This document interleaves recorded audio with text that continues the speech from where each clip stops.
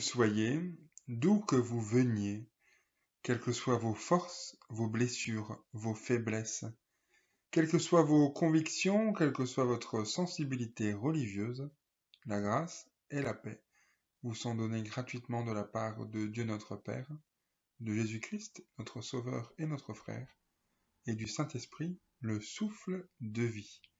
Amen. Bienvenue à chacune et chacun pour ce temps de culte pour des confinés, par des confinés.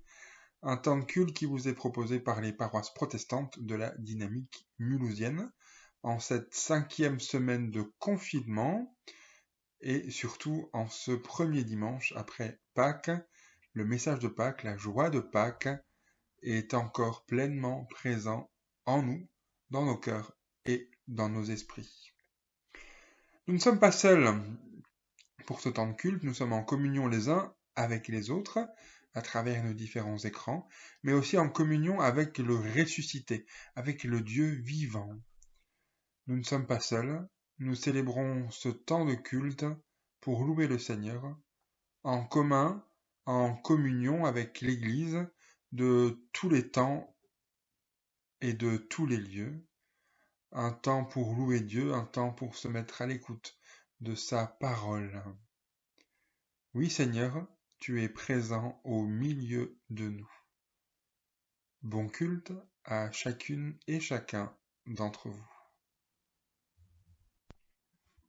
Je dansais le matin lorsque le monde naquit, je dansais entouré de la lune, des étoiles, du soleil. Je descendis du ciel et dansai sur la terre, et je vins au monde à Bethléem. Dansez, où que vous soyez, car dit-il, je suis le Seigneur de la danse. Je mènerai votre danse à tous, où que vous soyez, dit-il. Je mènerai votre danse à tous. Je dansais pour le scribe et pour le pharisien, mais eux n'ont voulu ni danser ni me suivre. Je dansais pour les pécheurs, pour Jacques et pour Jean. Eux m'ont suivi, et ils sont entrés dans la danse. Je dansais le jour du sabbat, je guéris le paralytique, les saintes gens disaient que c'était une honte. Ils m'ont fouetté, m'ont laissé nu, et m'ont pendu bien haut sur une croix pour y mourir. Je dansais le vendredi quand le ciel devint ténèbres. Il est difficile de danser avec le démon sur le dos. Ils ont enseveli mon corps et ont cru que c'était fini, mais je suis la danse, et je mène toujours le ballet. Ils ont voulu me supprimer, mais j'ai rebondi plus haut encore, car je suis la vie qui ne saurait mourir. Je vivrai en vous, si vous vivez en moi, car dit-il, je suis le Seigneur de la danse. Amen.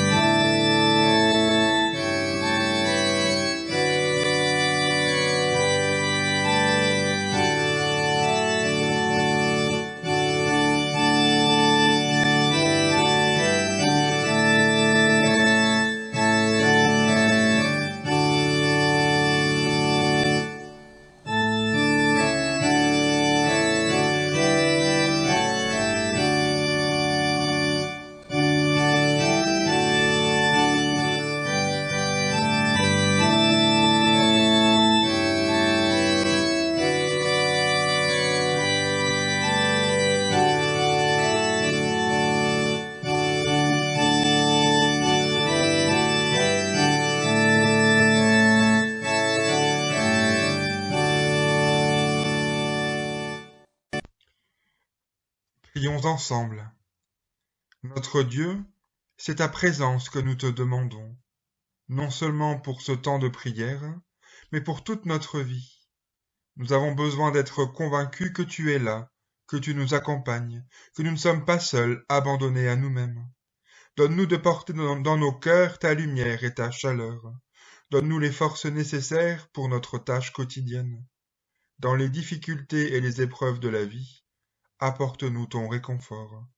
Ce n'est pas seulement auprès de nous, mais auprès de tous nos frères et sœurs en humanité que nous te demandons d'être présents. Que ta paix rayonne en nous et autour de nous.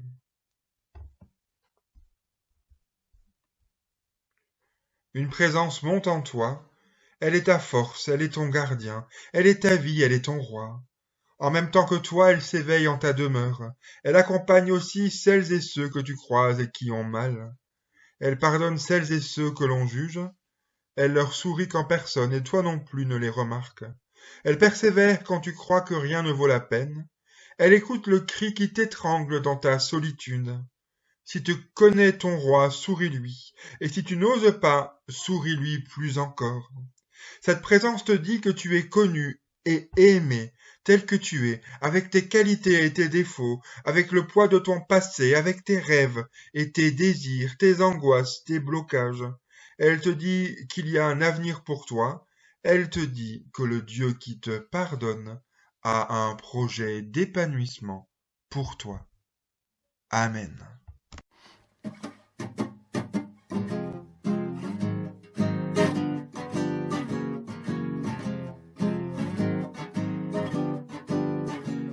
Salut à vous, mes sœurs et mes frères. C'est Wilfried de Terre Nouvelle. Au pays d'Égypte, Israël, laisse aller mon peuple. Souffrait les coups d'un roi cruel, laisse aller mon peuple. Moïse, il faut, au nom de l'Éternel, dire au Pharaon, laisse aller mon peuple. Égypte, ça se dit en hébreu Mitzrayim. Et Mitzrayim signifie aussi étroitesse. Israël est mon premier-né, laisse aller mon peuple. Si tu demeures obstiné, laisse aller mon peuple. Je vais frapper de mort ton fils aîné. Allons, Pharaon, laisse aller mon peuple. Aujourd'hui, nous connaissons l'étroitesse dans notre confinement. Et la maladie, c'est en plus l'étroitesse tout au fond de notre corps. Ils sortiront avec leurs biens, laisse aller mon peuple, qu'ils ôteront aux Égyptiens, laisse aller mon peuple. Le bras de Dieu va rompre tous leurs liens, dit au Pharaon, laisse aller mon peuple.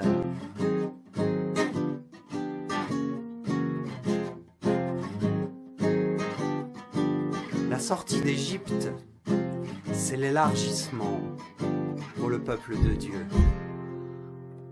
Ayons confiance dans le Seigneur, mes sœurs, mes frères.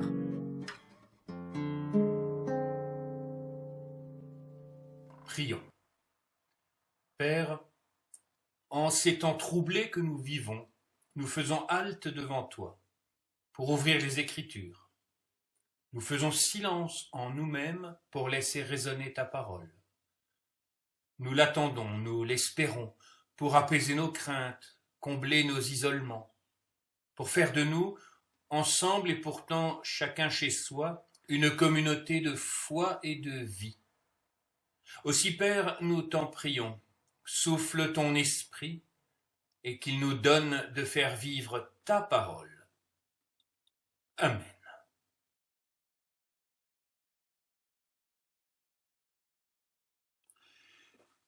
C'est un passage de l'Ancien Testament dans le livre du prophète Ésaïe que nous sommes invités à lire ce matin, au chapitre 40, les versets 26 à 31.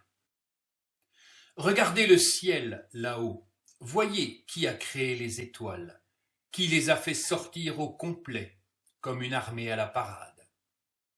Il les embauche toutes par leur nom. Sa force est si grande et son pouvoir est tel qu'aucune ne manque à l'appel. Israël, peuple de Jacob, pourquoi affirmes-tu « Le Seigneur ne s'aperçoit pas de ce qui m'arrive, mon bon droit échappe à mon Dieu ». Ne le sais-tu pas? Ne l'as-tu pas entendu dire? Le Seigneur est Dieu de siècle en siècle.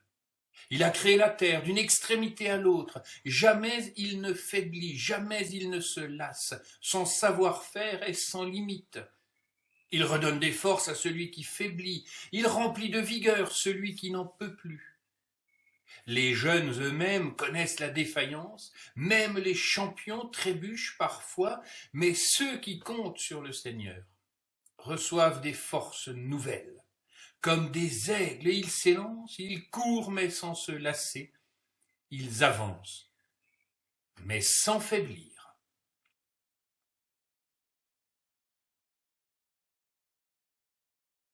Frères et sœurs, si je vous disais ce matin, pour ouvrir cette méditation, que tout va bien dans le meilleur des mondes, vous me prendriez probablement pour un joyeux illuminé, ou pour un doux rêveur, ou pour le pire des menteurs. Dans tous les cas, vous auriez bien raison. Parce que notre monde est en crise, une crise sanitaire dramatique, qui immanquablement a entraîné dans son sillage d'autres formes de crise. Et parmi les effets de cette crise, il y en a deux que je voudrais retenir avec vous ce matin. L'un plutôt positif, l'autre plutôt négatif. Entre deux articles ou reportages montrant les effets dévastateurs de la situation, on a pu voir des images inédites, sidérantes. Ainsi, par exemple, celle de ces pays au-dessus desquels les images satellites nous ont montré la quasi-disparition de ces nuages de pollution qui rendaient l'air irrespirable.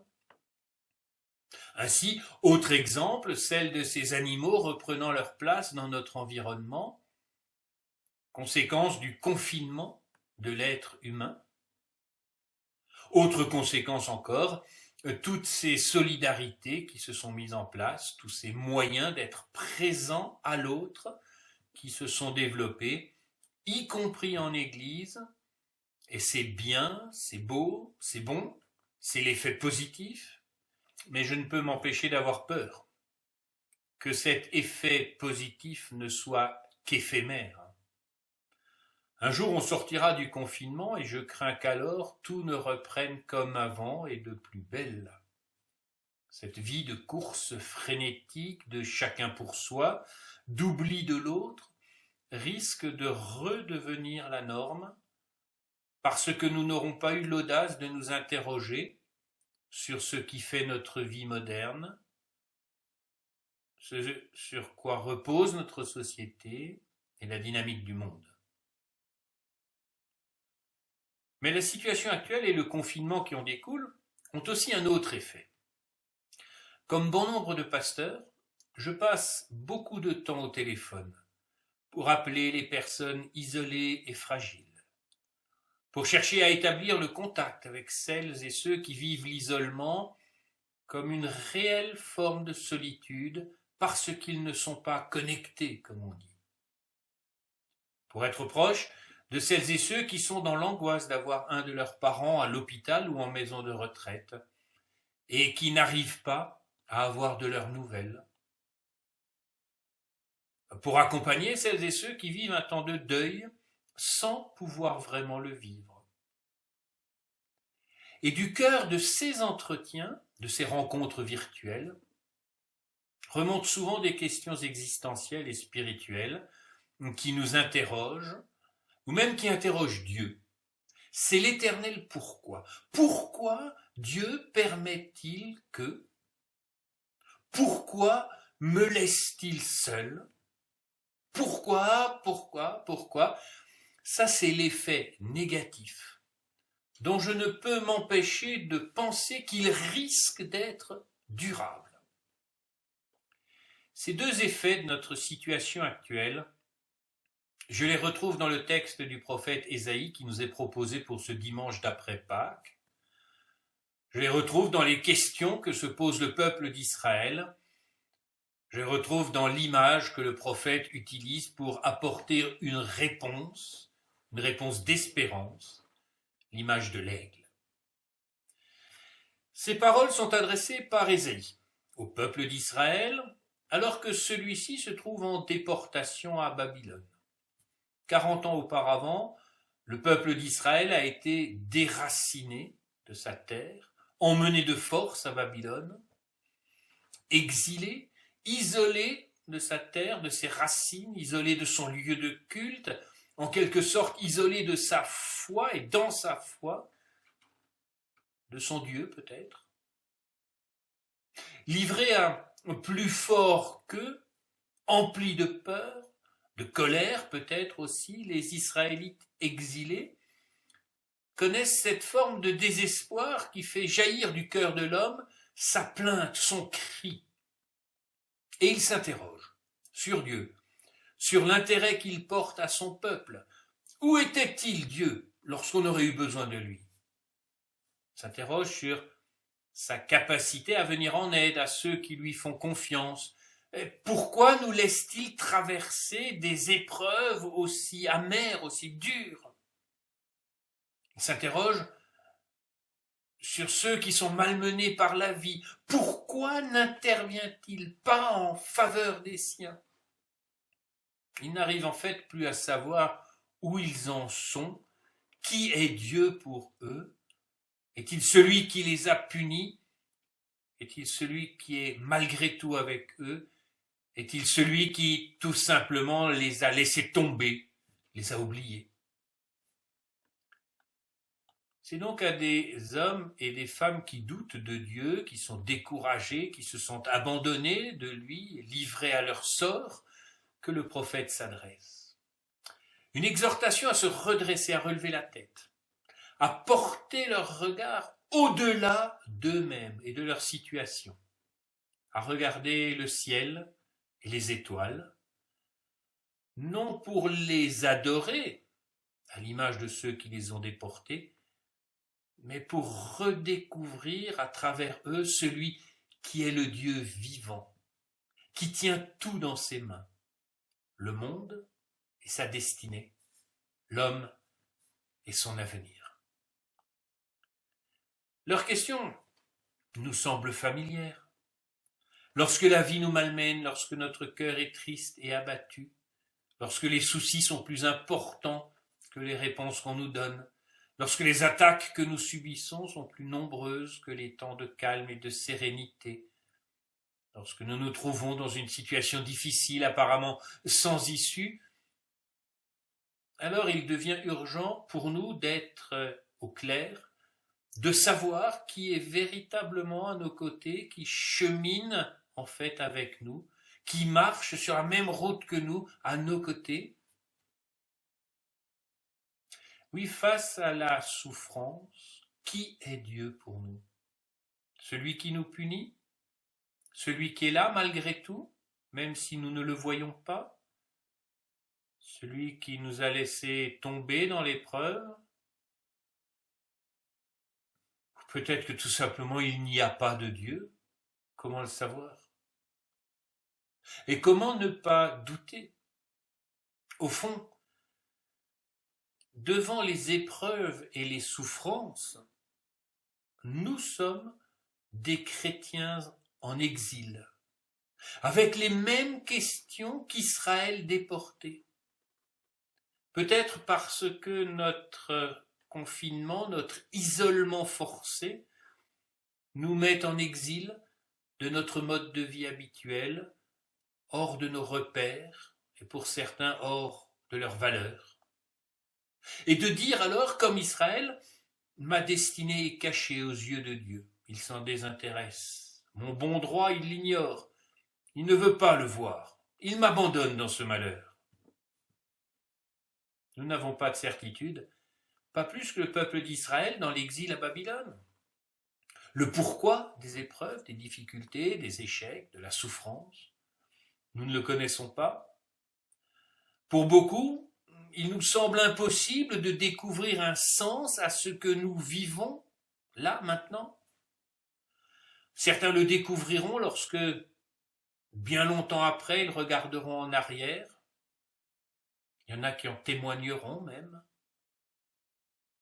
Et d'autres n'arriveront jamais à ces conclusions parce qu'ils n'arrivent plus à élever le regard vers le ciel, parce qu'ils s'enlisent dans leur détresse, parce qu'ils n'arrivent plus à se tourner avec confiance vers ce Dieu qui pourtant nous accompagne dans nos exils, dans nos isolements, dans nos épreuves, dans nos souffrances. Et c'est là qu'intervient le prophète, avec son invitation à changer l'orientation de notre regard, à porter nos yeux au-delà de nous-mêmes. Un appel à vivre d'une confiance retrouvée en Dieu. Un Dieu qui connaît chacun, individuellement, comme il connaît chaque étoile individuellement. Un Dieu qui a organisé le monde et les planètes. Un Dieu qui a donné sa place à chaque être vivant. C'est dans cette confiance absolue en Dieu que se trouve notre Pâques, notre résurrection.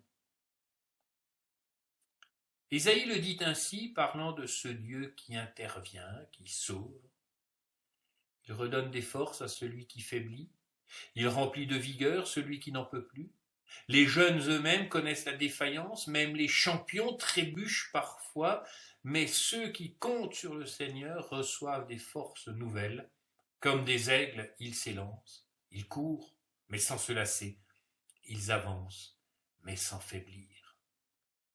Ceux, selon les traductions que l'on peut lire de ce passage, ceux qui espèrent le Seigneur, ou ceux qui comptent sur lui, ou ceux qui s'en remettent à lui, ou ceux qui lui font confiance, reçoivent des forces nouvelles. Dieu ne nous a jamais promis que tout ira toujours bien dans notre vie, mais il nous a promis d'être toujours avec nous. Il nous a promis le renouvellement de nos forces et de notre espérance lorsque nous sommes abattus et faibles. Il nous l'a promis au nom de la confiance. Il crée en nous ce désir de mettre à nouveau un pied devant l'autre, ou même plus simplement, ce désir de prendre une respiration après l'autre. Il crée en nous le désir de ne pas laisser tomber, de ne pas céder à l'immobilité, à la solitude. Et pour inviter à cette confiance, le prophète utilise l'image de l'aigle. Je ne sais pas si vous le savez, mais un aigle, pour décoller, doit d'abord se laisser tomber dans le vide. Et lorsque sa vitesse est suffisante, alors seulement il déploie ses ailes pour monter toujours plus haut.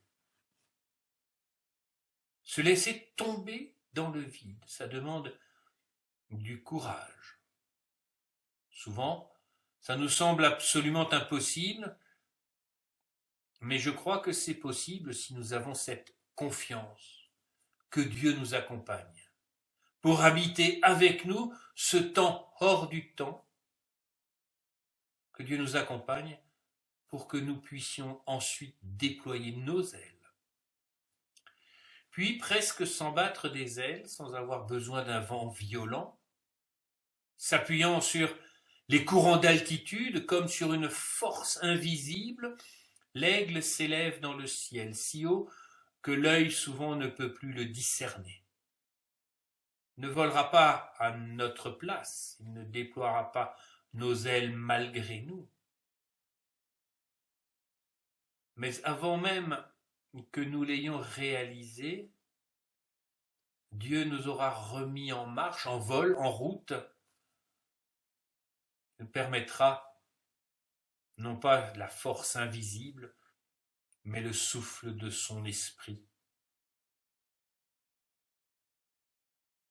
En vérité, ce n'est pas seulement l'énergie physique que Dieu promet à ceux qui s'attendent à lui. C'est bien des forces d'ordre spirituel pour s'élever au-dessus de tout ce qui nous accable. Il y a des moments dans notre vie où Dieu nous prend à part pour nous renouveler ainsi.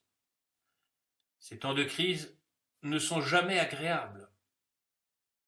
Mais dans la promesse que Dieu nous adresse, il ne nous dit pas « j'ôterai de ta vie toutes les difficultés, les tempêtes ». La promesse de Dieu nous dit « je te donnerai le courage et la force de supporter et de traverser ces tempêtes. Et lorsque tu les auras traversées, alors tu pourras t'élancer à nouveau dans la vie, comme si tu avais des ailes. Tu retrouveras un souffle de légèreté dans ta vie. »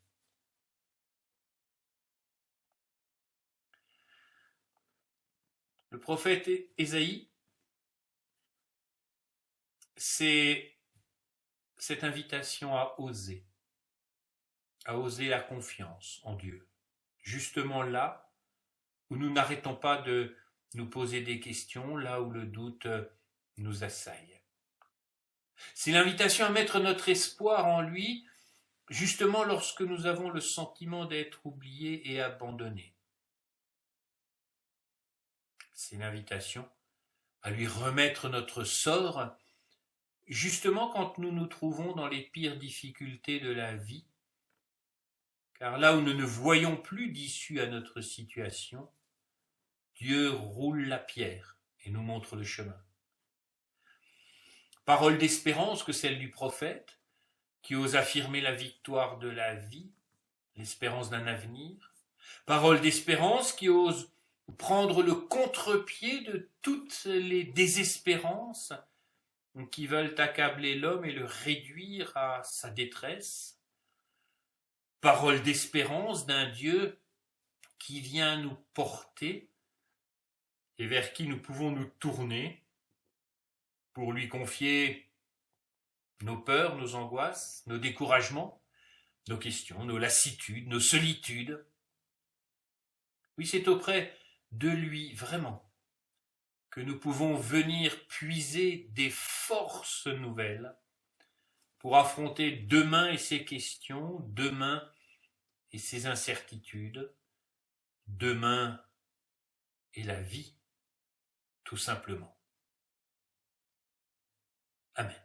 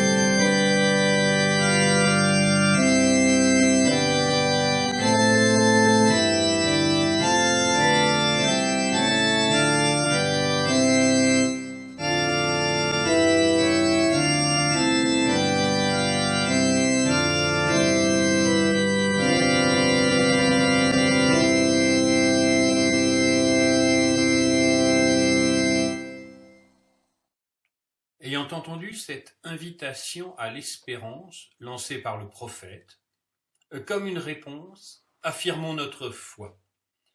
Je voudrais vous proposer de faire nôtre ce matin ce texte qui nous vient de la communauté des Sœurs de Pomerol.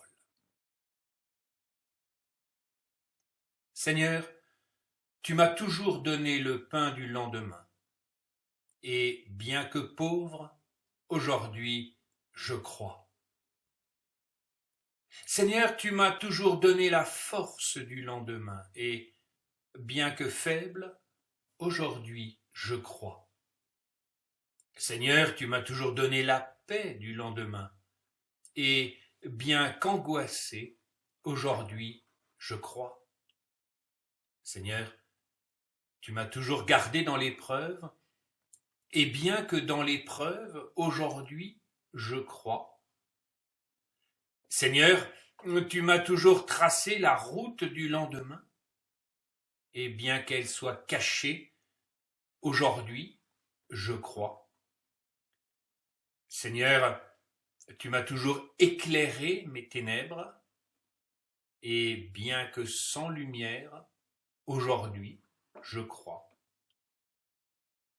Seigneur, tu m'as toujours été l'ami fidèle. Et malgré ceux qui te trahissent, aujourd'hui, je crois. Seigneur, tu as toujours accompli tes promesses. Et malgré ceux qui doutent, aujourd'hui, je crois. Amen.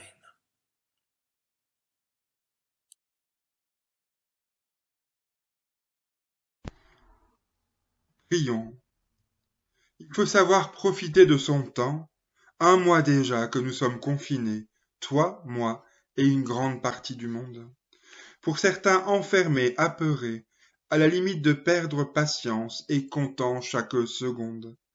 Le grand rassembleur l'avait dit depuis fort longtemps, il y a un temps pour tout. Mais chaque chose a son temps et vient à son heure, sous les cieux pour nous. Nous sommes des êtres vivants, sans cesse tiraillés, sous le signe de la contradiction. Cela fait tellement souffrir, mais aussi pleinement vivre, par à-coups, en réaction. Le tout est aussi de savoir installer son camp de temps en temps, et ne pas vivre en toute hâte, continuellement, à contretemps.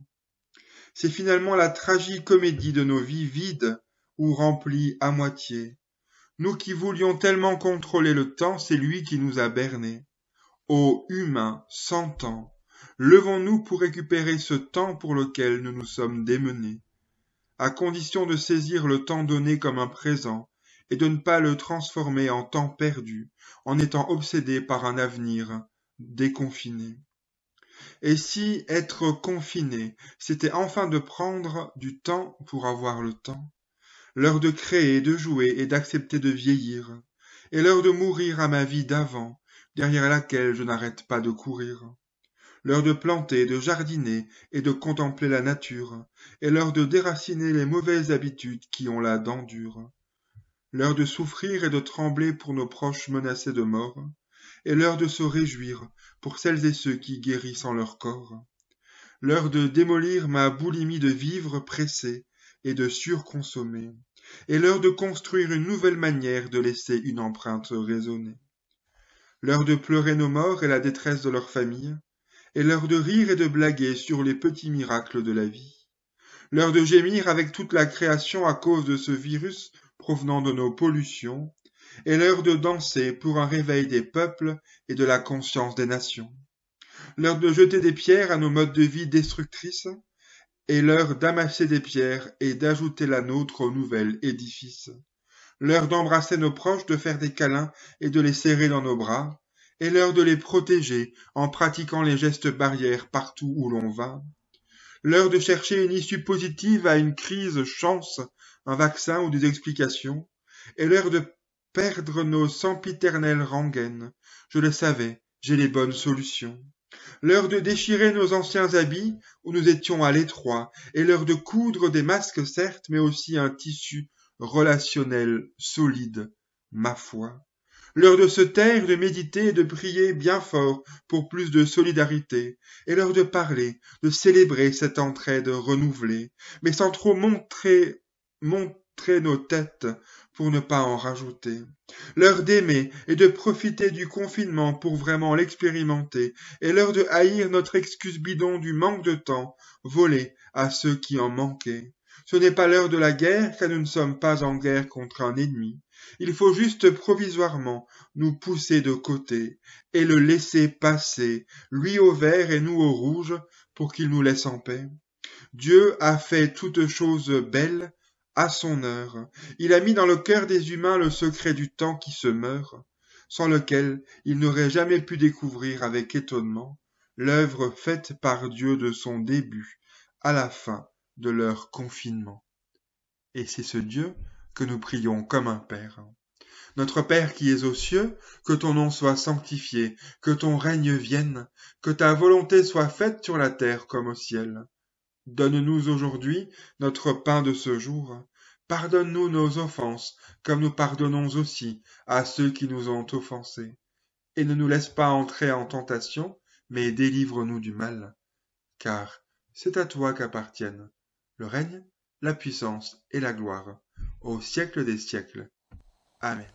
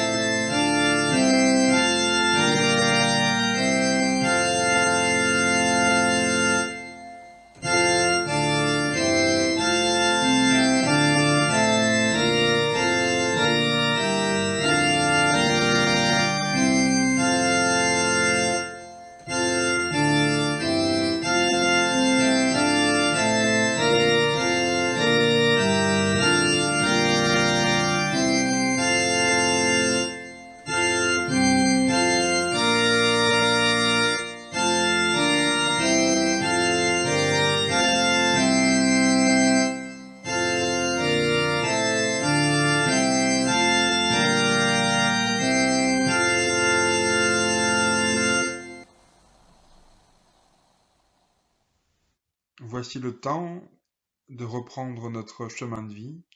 Voici le temps d'éteindre nos écrans et de revenir à notre réalité, aussi confinée soit-elle.